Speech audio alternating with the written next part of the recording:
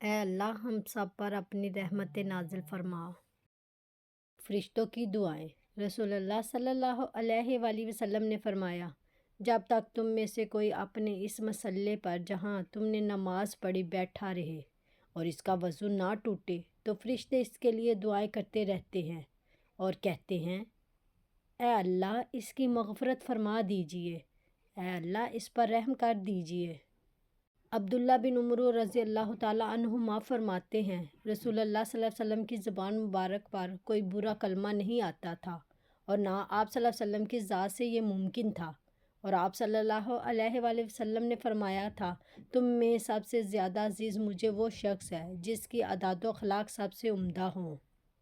رسول اللہ صلی اللہ علیہ وآلہ وسلم نے فرمایا، اللہ تعالیٰ نے 5 نمازیں فرض کی ہیں، جس نے ان نمازوں کے لیے بہترین وضو کیا اور ان کے وقت پر ان کو ادا کیا، ان کے رکوع و سجود مکمل کیے اور ان کے اندر خشوع سے کام لیا، تو اللہ عز و جل نے ایسے نمازی کی بخشش کا وعدہ فرمایا ہے۔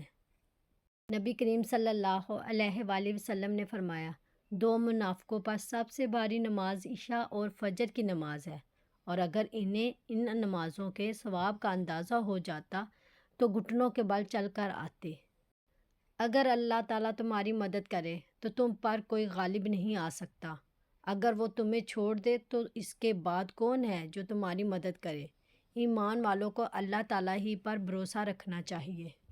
حضرت محمد صلی اللہ علیہ وآلہ وسلم نے فرمایا، کھانے کی ابتدا نمک سے کرو اور ختم بھی نمک پر کرو، کیونکہ ایسا کرنا بہتر یعنی 70 بیماریوں کے لیے شفا ہے۔ پلیز لائک اور سبسکرائب ضرور کیجیے گا۔ جزاک اللہ۔